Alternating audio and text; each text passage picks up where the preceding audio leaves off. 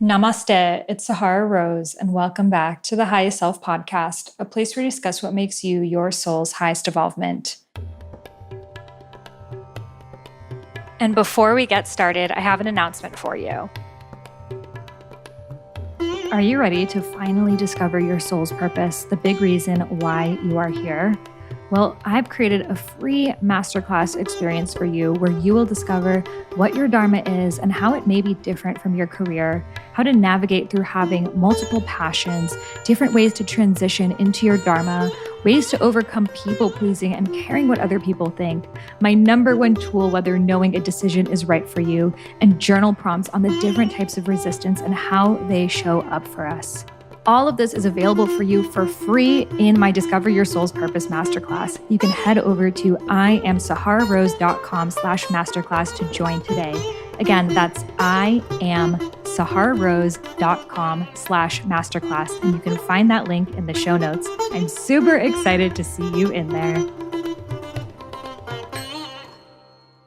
The past couple of days, I've been really thinking about communication and why sharing our truth is such a difficult yet important. In fact, it's the most essential attribute for all of us as human beings to be heard, to speak, to understand, to listen. Communication is vital for relationships, partnerships, friendships. Yet why is it so challenging for us? Have you ever had a situation in your life that you have spent hours trying to think of the right way to communicate your truth to this person?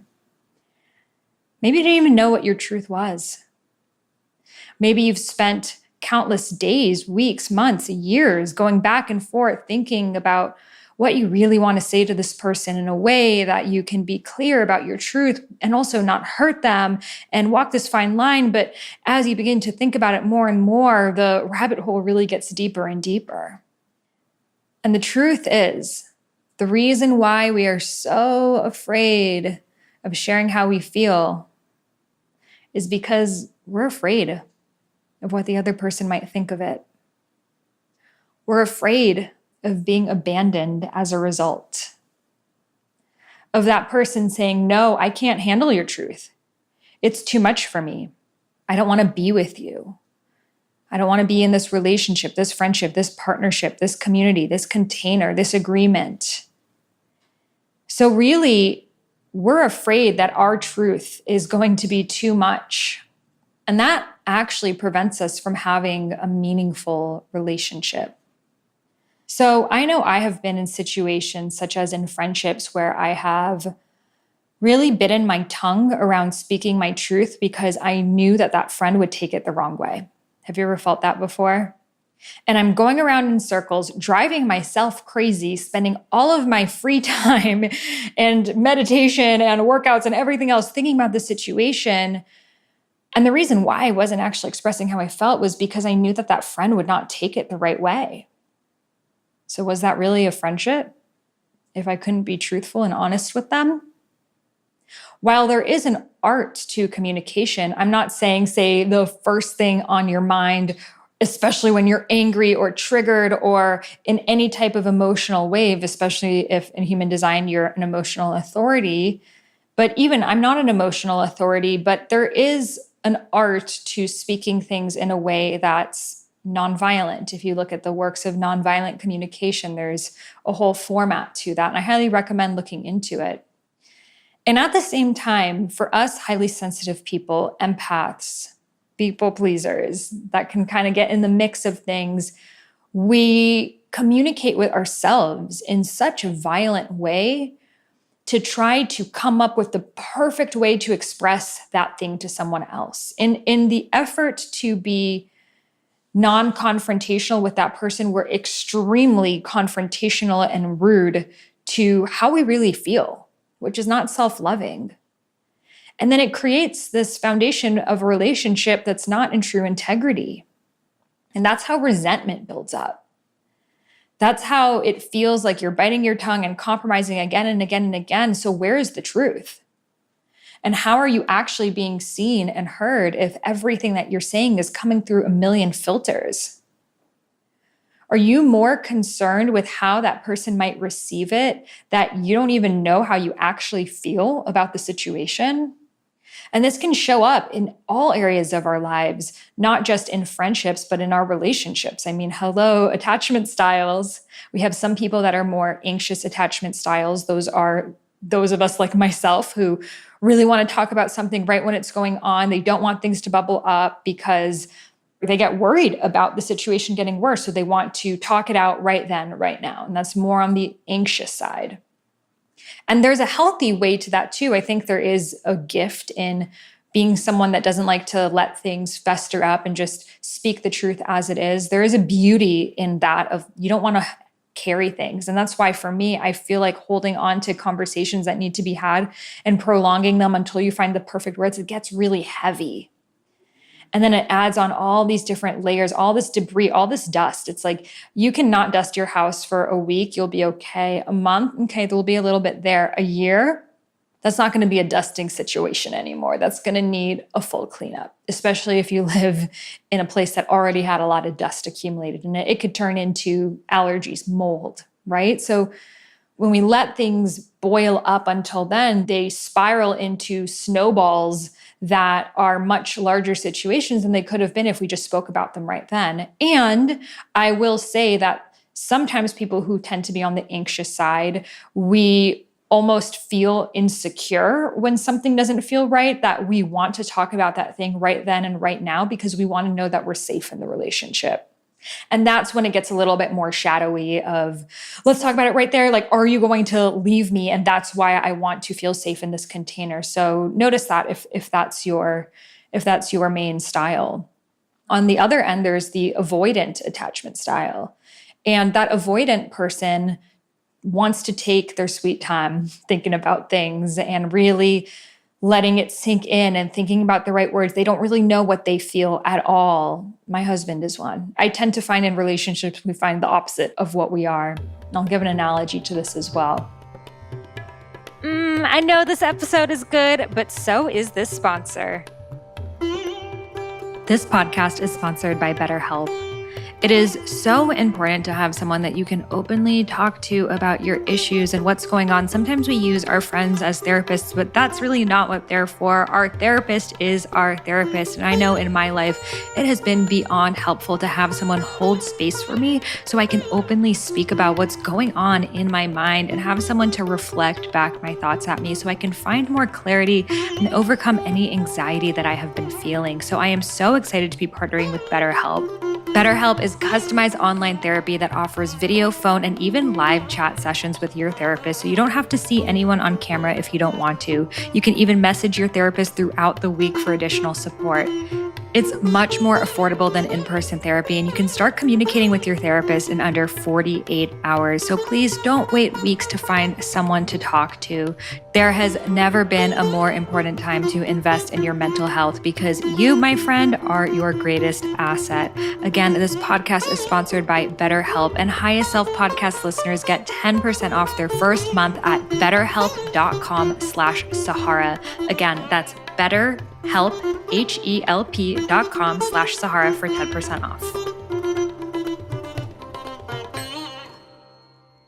So the avoidant attachment style, they really need their space. When they are in some sort of conflict, they want to leave the situation. So they want to, maybe if you're having a fight at home, they want to leave the house. They want to go for a drive. They want to go away. They want to run. So if you are someone who's more of a runner, you want to leave the situation. That's more of the flight response in the nervous system of, I need to get out of here. It's not safe. So in communication styles, it's avoiding how you really feel. And maybe you end up being a little bit passive aggressive and, the energy just doesn't feel 100% right. But I will say the reason why they do this, having spoken to my husband, I'm like, why don't you just tell me how you feel when you feel it? It's that they're not ready. They are not ready. And I had a beautiful conversation with Byron Katie here on the podcast, and she did the work on me and we did the work around this situation. I will link it below. And she said, maybe your husband's just not ready to talk about how he feels. And that gave me a perspective of, yes, there is a gift also in sitting with it and really thinking about it and trying to find the right words to say it in a way that doesn't hurt that person. And I think that the world would benefit more from being less reactive and really sitting with things and journaling upon them and coming to your own understanding. So there is a gift in that as well. Taking a moment, grounding yourself. That's the healthy side of being a little bit more on that avoidant attachment style. However, it can also get very shadowy in the never talking about it. And I mean, how many of you guys have parents that have not talked about their conflicts or their situations for like 20 years, and you feel it in the room, and every time something goes a little bit wrong, it goes right back there, but they're not willing to do the work around it. They're not willing to go to therapy. They're not willing to really dive deep into the root causes of where this conflict comes from, because that scares them too much, because there may be an energetic mismatch, because they may be afraid of the findings that they realize on the other side.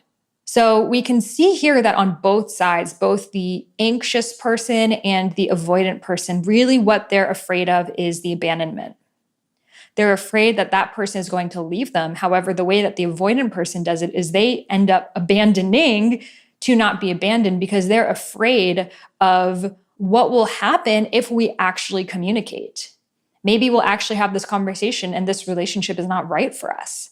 And that's scary. So I would rather run away from the whole situation to distance myself from it and pretend it's not happening than really step into it and to be in the fire. And that anxious person is, something feels off. I feel like you're going to leave me. We need to talk about this right now. Let me know. Am I going crazy? Are you gaslighting me? And you start to go a bit neurotic. And sometimes we oscillate between the two. You may have moments in your life, in your relationship, that you're more on the anxious, moments that you're on the avoidant. So an analogy that I really like are the anxious attachment style people. We are more like the wave. So the wave, it wants to rush in. It wants to divulge into something. It's all encompassing. It wants to talk about how you feel and what's showing up. I would say it holds a little bit more of that feminine polarity. And then the avoidant is more like the island. It's reclused. It needs a lot of space around it. It needs a lot of water, a lot of distance. It holds more of that masculine polarity, like the man who goes up in the Himalayas and needs to meditate to gain clarity and remove themselves from all of the distractions of the world. And when you talk to a lot of people who hold more of that masculine pole and you're like, what would you really desire? They're like, I just want to be away from everything. And that's why people who are more on the masculine are very drawn to silent retreats and fasting in the desert and that type of thing. They tend to be more of the islands. Whereas feminine beings tend to be more of the waves. They want to talk and discuss and sit in circle and be in community and understand and really speak heart to heart. And we can see the gift in both these things. We need both. That's why we are designed to have both within us. We are all both feminine and masculine. However, it's important for us to clear these shadows and fears and distortions that can get stuck in either communication style, because it can prevent us from really building. And when I say building, I mean building relationships, friendships, businesses, projects. I would say the biggest reason why we don't see healthy relationships and friendships and partnerships in the world is because of communication. That is the number one reason. And when we don't communicate, when we don't share how we feel, when we don't understand each other's attachment styles and what's showing up for us right now, even beyond the label, I don't want us to jump to like, well, I'm an anxious person or I'm an avoidant person, because we're all both in different ways. But really, let's get back down to, what is the fear? Why do we feel blocked? Why do we feel like we need to do something else than be honest? And honesty really is a core virtue of myself, but there are different levels of honesty that people are ready for too. I will say that some people aren't ready for your full honesty. And that's the truth. For some people, if you are truly honest about how you feel, it will be too much for them. And I don't want to sugarcoat things and say, if you're honest, then all friendships and all relationships and all partnerships will always work, because they won't. However, you will always be happy if you are honest. And again, that doesn't mean that there won't be conflict. In fact, conflict might arise, but you will be true to yourself. And that's really what happiness, what true joy is about. Because you can build a house with a stack of cards, whether it's a home life with a picket white fence and 2.5 kids and a beautiful suburb, whether it's the corner office at the marketing agency with all the bells and whistles and paid vacations, whatever it looks like for you. Maybe it's a 10 plus year friendship that people seem to be envious of, but you can't even really talk about who you are in this chapter of your life and the friendship. It's like all you guys talk about is who you were 10 years ago when you met, and you feel like you go back to that version of yourself who you don't want to be when you're around them. So sometimes being honest will mean a separation, and that's also okay. And there's also an opportunity in being honest. Sometimes what you thought was impossible will become possible through you sharing your truth. And honestly, you can't fuck it up as long as it comes from your heart. Your heart doesn't lie, but your mind will tell you a million stories. Your mind will try to convince you otherwise, because truth has layers. It's like you may be feeling something's off, and then your mind is trying to distract yourself from it or blame other people for it or find something else to really prevent you from feeling how you feel, which may be scared, hurt, unheard, unseen, unvalued. And then you listen to your heart and you get to this deeper layer of truth. It's like that first layer of the onion, and it's like, oh, wow, that's actually how I feel. But then your mind will try to distract you and pretend it's something else. And when you listen to your heart, you get another layer of the onion and another and another and another until you go down to the core of how it is that you feel. And from that place, there is no mind. It's pure heart, pure being. And you also have so much compassion for yourself and the other person, because you see that there was a foundation that was based off of a lie. If you're not being true to yourself, then you're lying to yourself. And it seems like a harsh word, but that's just what it is. Anywhere in your life that is not full authenticity is built on a lie. And again, we may have areas in our lives that we compromise a little bit more of, for sure. You may have friendships that it's like, okay, they're not like my soul fam, but I like going to yoga with them. That's okay. You may work with some colleagues that you're like, yeah, I wouldn't hire them myself, but it's cool to work with them. I'm not saying it needs to be an all or nothing. But what I'm saying is, how do you really feel? What's showing up? And are you lying to yourself?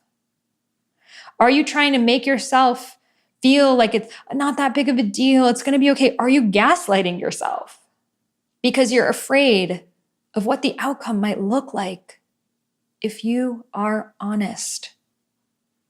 I really invite you to sit with that. You know, the past few weeks, I have had this text message service I've been doing on Community. I will link my number below. It's absolutely free. And I'm just sending channeled texts as they come through, as different messages come through. I'm texting them to the community. And this has been such a major theme that's been coming up, especially the past few weeks right now, of having honest conversations and getting to that next level of authenticity and integrity and communication. And again, letting yourself be amazed by what can happen when you are true to yourself. You know, if I wasn't true to myself with how I felt when I had an internship at an ad agency when I was 21 years old and was trying to convince myself that, oh, well, I guess working in advertising is like a cool creative job, that could work. I'm a creative, so I'll just channel it here. If I wasn't honest with myself that I only had that internship for one summer. And if I wasn't honest with myself, I might have still worked there right now. And I would have never written my books. I would have never created this podcast. I would have never reached the millions of lives that I have reached. And I still might have been in that office trying to convince myself that, well, I guess this is a way I can channel my creativity based on something that I care nothing about, with people that I don't resonate with, in a cubicle that makes me miserable. So I'm so grateful that that honesty allowed that thing to be released from my life, because I wouldn't have had the space to create the career the opportunities, the friendships, the relationships, everything that unfolded as a result of that revelation is what has brought me here in Miami with this beautiful view of the ocean, being able to share my heart with you. So this is why, for me, the piece about living your Dharma, your soul's purpose, it really is the ultimate North Star of all of this. Because the more truthful you become to yourself, and it's a daily practice, and trust me, I still have times that I'm like, oh, wow, okay, I need to journal these thoughts out because something feels out of integrity right now. Something feels off. I'm feeling resentful. I'm not feeling flow in this area of my life. When I journal and I write it and I get clear, I don't immediately react, but I also know that I'm never going to feel totally ready. And I get to a place that I feel clear enough about how I truthfully feel and what I desire and what can change in a way that's not blaming of the other person or the situation. It's just stating, here are my needs, and I take responsibility for how it's gotten here, and here's how I like it to be.